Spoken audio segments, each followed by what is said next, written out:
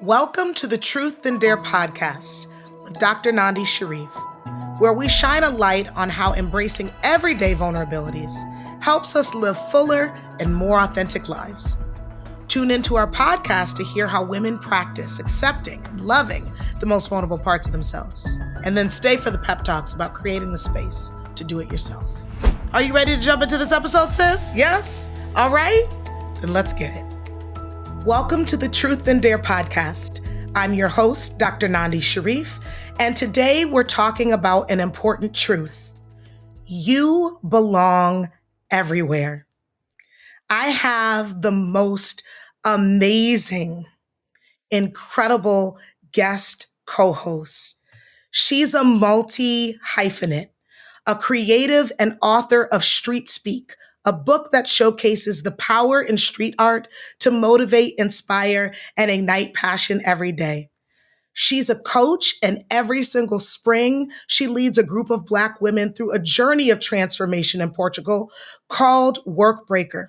She's a corporate badass where her campaigns have made it to New York City billboards and subways, festivals, retail stores, and more. And she's an incredible confidant and the better half of our standing Monday Sisterhood sidebar. She's my friend and sister, Lauren Chesley. Welcome, Lauren. Wow. Wow. Thank you. That was really lovely. I've not had somebody read my bio or talk about me in that way. So I just appreciate you. Thank you so much. I'm happy to be here. I'm happy to see you in this light and excited for the conversation ahead.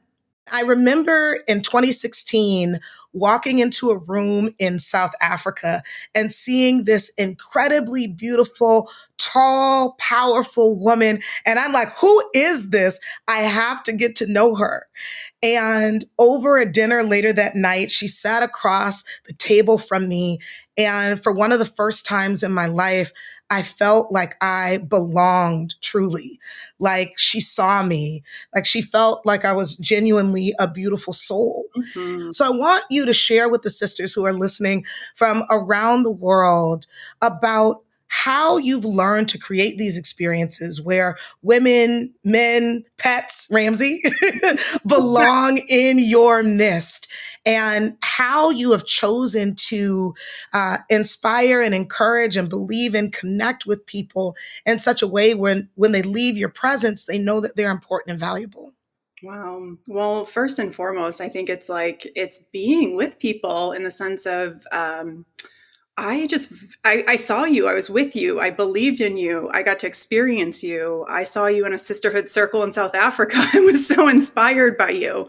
So it's not about forcing anything. It's not about doing anything. It's about being present with people. And it was just being with you and being in that experience of you. And it wasn't anything that I feel like I do intentionally or I do with this is the way that I'm going to show up in a conversation to make somebody belong. It's just, I think innately being an empathic person, I just kind of see beyond the layer of something that's maybe surface, and I just am with somebody holding space in that capacity. And so I feel that back oftentimes too, and it makes it easier to continue to unfold when I hold space with people in that capacity. I think a lot of it too is just, in my big age at this point in life, I've had my own experiences and I've gone through things that in certain moments in time, I haven't necessarily felt belonging. And so it's existing in different capacities in myself and kind of reframing what mental chatter might be happening in my own mind and taking an empowered stance within it. Examples are sports for me. I grew up as an athlete. I still consider myself an athlete, though I'm working through some things again in my big old age. But, playing sports growing up, I grew up in a suburban town in Connecticut, and there were no female sports for the ones that I wanted to play, as an example. I was the only girl on the soccer team. I was the only girl on the basketball team. And oftentimes I didn't feel like I belonged. I didn't feel like it was necessarily a space that was innately mine. It wasn't. It wasn't a sports team of my peers. It was a sports team of a different gender. And in those experiences, though I was actually a teammate of theirs, I wrote stories in my head sometimes where I wasn't innately the same, right? But then when I would show up on the soccer field, I would be able to, whiz on by people and surprise them, right? And so the capacity and my skill set wasn't in question. I had the same capabilities on the field, on the court. And I think as a woman of color too, it's kind of that debunking the twice as hard, half as much, and actually saying, no, I am just as good. I am here, I'm present, I'm wholly myself, and allowing that bigness that's innate in yourself to actually be something you believe. And so I'm working on that belief. Sometimes I borrow that belief. And I look at you as a person where I've had to borrow the belief, right? And even in the way that you speak about me, in the intro, I don't lead with the fact that I am an author, right? I don't necessarily talk about some of the coaching stuff. I'm corporate Lauren, right? And you see me and show me and remind me that I'm a holistic Lauren, and there's different avenues of who I am and how I show up. And so long-winded way to say, I think, it's taking my own experiences and being present in my essence, and then allowing people to be able to be in their essence as well. Lauren, you said so many profound things, and I think about the fact that sports are so active, and also the time period where you're playing when you're young is such a long time period where you would be sitting in the experience of maybe not belonging because you were the only young lady on the team. And there are some sisters who are listening to the podcast who are currently having experiences of not belonging. And so when you reflect back on those times in your life, what was the most vulnerable part of having the experience of maybe feeling like you didn't quite fit on the team? Yeah, there's vulnerability in just, do I change myself? Do I try harder? Do I do all these things? So like I call it the mental math, right? Of like, how do I prove my value to be here? And unpacking that and allowing like the inner voice and the analysis around that to be the thing that you focus on and not other people is the biggest part, I think, of vulnerability in yourself, right? Because there's sometimes some scary conversations we can have in our heads, and oftentimes, right, we've heard this adage, the hardest critic is the one that's inside your head. And so I kind of reflect it back to, it's not necessarily the vulnerability that I have to showcase outside of myself. It's the vulnerability I need to have when I hold myself. And so I didn't have that language when I was a kid, right? It wasn't something that I was processing at that point in time, but sad to say, in many ways, the experience has carried through to my adult life, and being the only in so many spaces still. Played co-ed flag football, and the women, it's like you choose the men first and you get the women second, and we're just kind of ancillary. Like I remember in football, flag football, playing in rec leagues and stuff, it was, you had gender plays, meaning you have 4 downs in a football game, and every third down is forced to be a female engaged play, meaning you have to have a woman quarterback, you have to have a woman receiver. A woman has to touch the ball, from the offense. And it's like, to force that felt so foreign to me. And so I remember having this moment with one of my quarterbacks, who's like a dear friend at this point, now, but he would throw always to the men first. I'm like, they know they're coming to me on this third down, right? Like, that one of the 3 women on the football field has to get the ball and has to touch it. And so the men would man up on us, right? And it's like, from that standpoint, throw to me first, right? And so I had to vocalize that on the field. He laughs because he was like, you came at me hard. But to vocalize that and say, I belong here. Like, I'm not a third down person. I'm a first down person, right? And so I think it's the self-advocacy that I've learned through the years that I didn't necessarily have the words or the texture to kind of talk about when I was a kid. It was, just like, I'm going to continue to try. I'm going to continue to be, I want to be here. I want to play these sports. But now verbalizing it as an adult, calling out when something doesn't feel right is important. And I think there's that aspect of, again, talking to myself in my own head and saying, this is a chance for you to actually say what you need. This is a chance for you to, with love. He may not have said that I said it with love in that football game, but that's sports talk, right? But when I think about it in the landscape of corporate America, or even in friendships at different times, right? It's vocalizing what you need. And so being somebody like yourself, where so much of what you do and how you exist in friendship is checking in on people, pouring into people, loving on people. For me, I've had to take the lesson of not everybody's Lauren Chesley, one of my college boyfriends, taught me that, right? Where love languages are a dance. They're different for every person. But, if I need to be loved in a certain way, I can express like, hey, like I really appreciate if this, right? So it's a bit of like vulnerability and also what do I need in this moment and owning that and having that voice and vulnerability as well. I almost hear you saying it as if when I am one, a few, or the only in a room, that it's my prerogative and my ability to make it an advantage. It's not a disadvantage.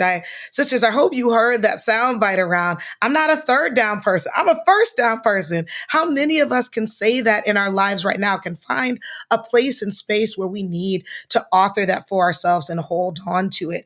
And that when we choose to be a first down person, then we're choosing to show up, we're choosing to bring our power, we're choosing to bring all of our gifts and talents and trust and believe in that we actually belong there, that we belong anywhere and everywhere, and that it is very much a choice that we make as an individual inside of ourselves. And we're not waiting on permission for others to say yes or to give us permission around that. Am I hearing that right? Yeah, absolutely. Tabitha Brown said it really beautifully, where she had said, I bought a lie and then I returned it, right? And it's paraphrasing, but I loved that way of her saying, we're told so many things that aren't truths in our lives, especially as being the only or the other. And I believed that lie at different points in time, right? Again, in contexts where I grew up in suburban Connecticut, I was the only Black girl, only Black kid, actually, again, the only female in different spaces, the only person around a conference room table, etc. And sometimes I bought the lie that, I was told in high school, you only got into all of your schools that you applied to because of the reciprocity for, affirmative action, versus no, I was a 3.96 GPA, high school captain of sports, 4-year varsity, volunteer on this, national honors. Like, it's you can believe that lie, or you can say, I used to buy it and I'm returning it. Right. And so I loved how she said that. And that's where I just challenge the women who are listening, the people who are listening, to return that. And she kind of went on to say, and I got my money back and it's paying dividends, essentially, right? And so that's the piece of just owning your own story and your own journey, and believing what you have capacity for, and then honoring it and choosing into it. So that's the piece that I think I really try and do. And I have to have constant conversations with myself to do it, because the world can be tough. And, there's a lot of voices out there that are not trying to see you win. And that's not a negative thing. That's empowering thing in many ways, where it's just the proof point of like, I get to be for myself and of myself and do what's going to feel right for myself. So that's, I think, the essence that I hope everybody gets to feel and be. Lauren, as I was introducing you, one of the things that I thought about in reflecting on who you are in the world is how many spaces you're actually in. You are multi-hyphenate. And I am curious about your journey to identifying spaces where you have felt like you could be yourself completely. How did you figure out to do that for yourself? I would say 2 things come to mind. Constant curiosity and following the things that naturally pique my interest. There's been a lot of unexpected twists and turns and things that I've picked up along the way of just choosing curiosity and exploring and being open-minded about things that bring me joy, bring me questioning, bring me just, other places, spaces, et cetera, in the world. And then I think the power of a powerful question oftentimes too. So as I've, changed different capacities of my career, journeyed into different departments, being a creative and then a human resources practitioner and then a marketer, et cetera, I think the thing that I've learned the most is to know what questions to ask before you choose into the next thing, and to make sure that it's right for you.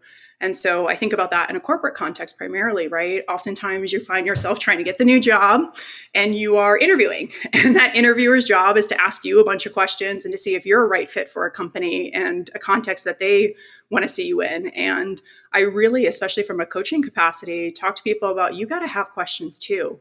And there's power in those powerful questions. So when I think about my journey, there's been a lot of interviews and contexts and conversations that I've been in where I'm like, I'm asking questions and I'm not getting the right answers that make me feel like this is the right place for me. Wow. And that's fine, right? What's for me is for me, what's not is not.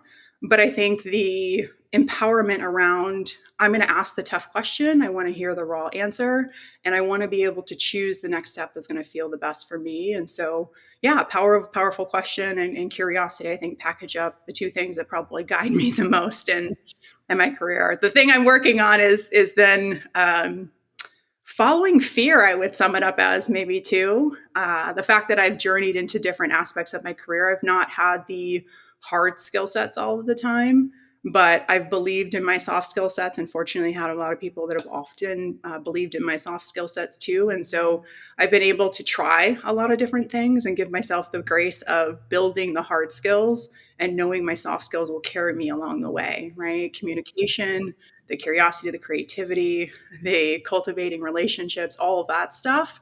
And then I can learn recruiting, and then I can learn creative strategy. I can learn sales. I can learn and figure out how to put something together and become an author, right? And so our dear mentor, friend, sister, Sylvia High says, fear, right? Mm-hmm. So be okay with challenging the essence of what fear is in your life and following it to actually learn more about yourself and discover more pockets of vulnerability in the fact that you're learning and you're not going to be perfect at things, which I consider myself a recovering perfectionist. I'm really working hard not to have it all out the gates, right? Yes. What comes to mind is just even women in particular, Black women on top of that, the essence of having the job description with 10 criteria and we've got 9 and we say they're not going to hire me. That's not going to be for me. Instead of saying, gosh, I'm 90% of the way. Let me go forth and try and conquer this role and put myself in the position to even be chosen. And so I think there's a bit of that too, that's just propelled my journey, if you will, to this point in time. Lauren, I was going to ask you a question around how you learned that you belonged everywhere. And what I'm picking up on in this conversation, and correct me if I'm wrong, is not so much that you learned that you belong everywhere, but that you chose to belong everywhere you wanted to go and everywhere you felt comfortable. And wherever you did it, you closed the door. They didn't close the door on you. And it's such a profound shift because you're not in the passenger seat or the back seat or the trunk on this. You're in the driver's seat the whole time when you make that decision yourself to be present to who you are and to say, I can take that wherever I want to go. Tell me what your thoughts are on that. Am I picking up what you're putting down? I love that you experienced that. It maybe hasn't been as smooth a journey as you beautifully relayed it. I don't know that I felt exactly like, it's a choosing in. I think there's component parts of trying, right? And then within the choice, it's allowing the space for grace and learning and the vulnerability, right, to continue to go even if it feels hard.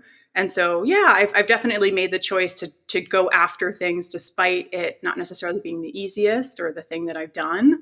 And I've had good guidance along the way. I've had cheerleaders and guideposts of people who have actually encouraged me forward. So it's not a self-isolating journey by any means. It's having the Nandis. It's having my mentors, my former bosses pull me into places I didn't think I could tackle, right? So I really believe, especially in a corporate context, in the capacity to meet people along your path and have those advocates in different component parts of your journey, right? It's called sponsorship in some instances, it's mentorship in some instances. But for me, I've had these beautiful players in my game of life who have allowed space for, again, that mirroring and that seeing something that I didn't necessarily innately see in myself, but because I have a little bit of that glimmer in there, seeing that glimmer in their eye around something, I then am like, no, I can do this.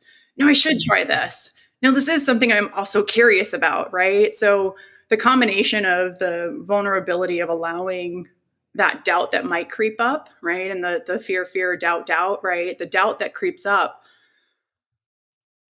Don't allow that to be the thing that hold you back. And I think where you have, again, those moments and pockets of doubt, find the people that can amplify the other parts of you that you actually want to believe besides that doubt, right? So it's the borrowing of the belief again and allowing people to support you. So I don't take it as I did this, I chose it, it was me all the way. I really have a amazing network of people who have carried me into new spaces as I then choose to say, yeah, I need that lift.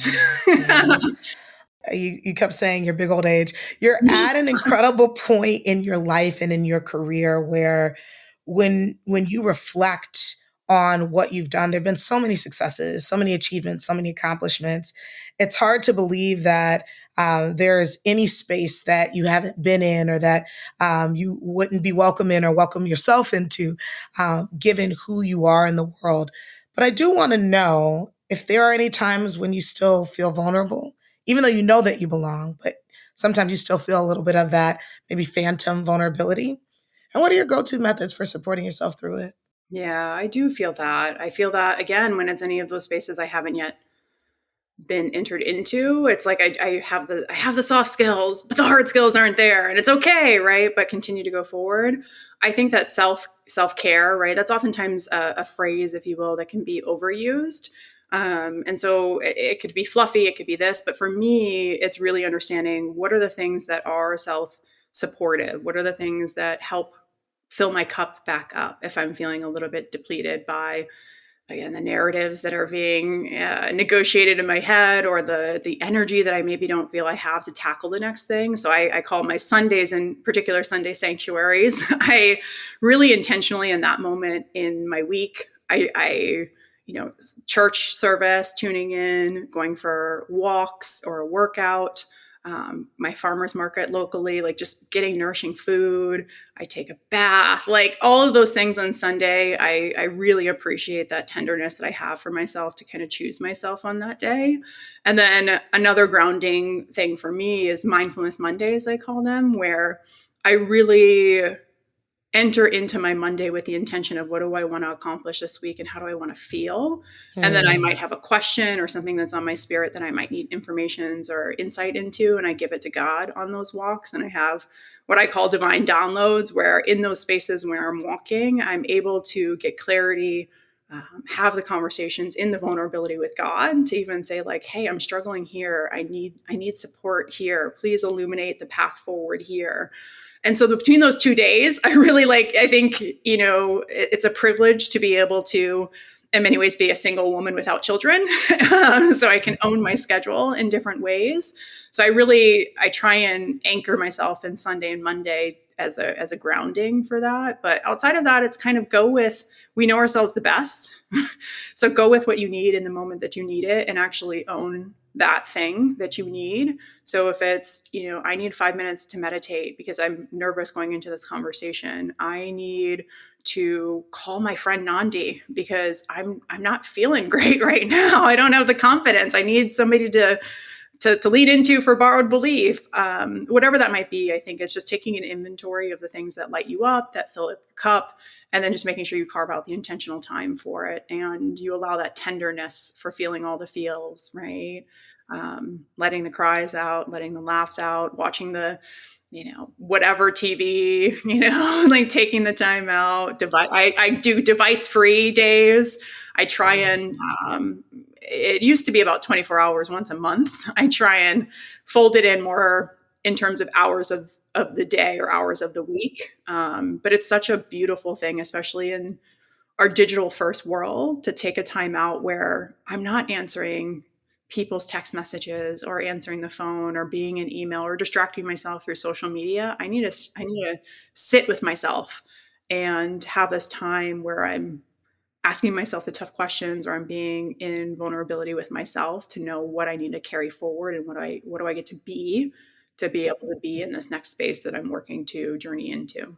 Yeah, it's so rich to hear how you have ritualized practices that support you in living in the truth of belonging everywhere. It's not something that you are hoping or wishing will occur. You're in the practice of it consistently.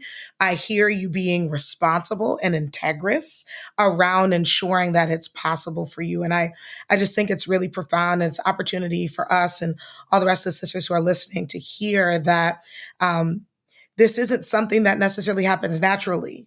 When we practice it, when we choose it, when we allow for our community, our network to support us through it, that's when we find ourselves being able to go into spaces and showing up and feeling like we're belonging everywhere we go. And I would ask you one last question on behalf of the sisters who are listening, Lauren, which is, what would you dare them to do in order to learn for themselves that they belong everywhere? Believe the truth you know about yourself. Like it's just I dare you to choose you. I dare you to author your story in the way in which you, in the essence of yourself, at the core of yourself, you know it to be true. I think it's a lot of self-talk that we can allow to talk us out of the things that we know as source of truth.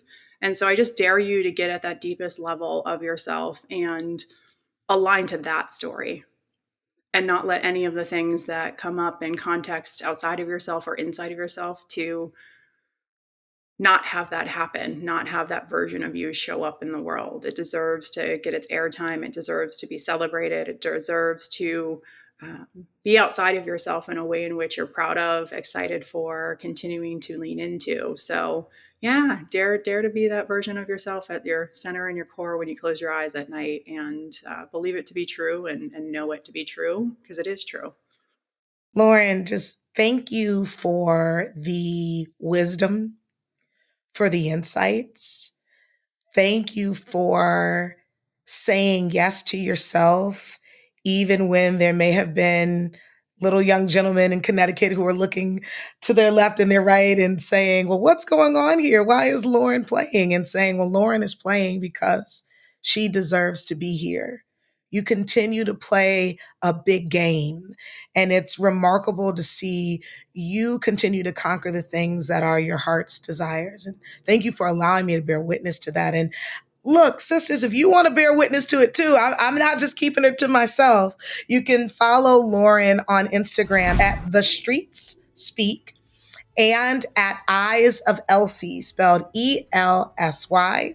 Her book is also available, and you'll find that in the description of the podcast episode.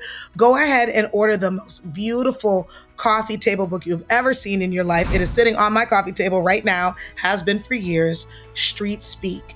And if you want to follow her on LinkedIn, I'm telling you, you'll see lots of podcasts and shows. She's moderating panels. I'm telling you all, she's multi-hyphenate, including being a corporate badass. And you're not going to want to miss that. So on LinkedIn, follow and connect with her, Lauren Chesley. Lauren, thank you so much again for being here today and for belonging everywhere. I love you so much. Thank you. Thank you for the space. Thank you for who you are. I'm just delighted, and I'm so excited for you in this path forward on this podcast. Thank you for sharing these nuggets with everybody in this space. I love you. I love you too. If you enjoyed today's podcast, I invite you to join us and listen to the other podcasts that are a part of this season. We're really excited as the Truth and Dare movement to welcome you and being a part of this family, a part of this sisterhood.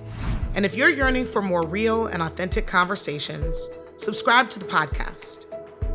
If you want to learn more about the Truth and Dare movement, go to truththandare.com, sign up for my email list, and check out my services and offerings, including live events. We encourage you to listen, we encourage you to comment, and we encourage you to share your stories with us too at hello@truththandare.com. And most importantly, we dare you to dream. Until next time, take care.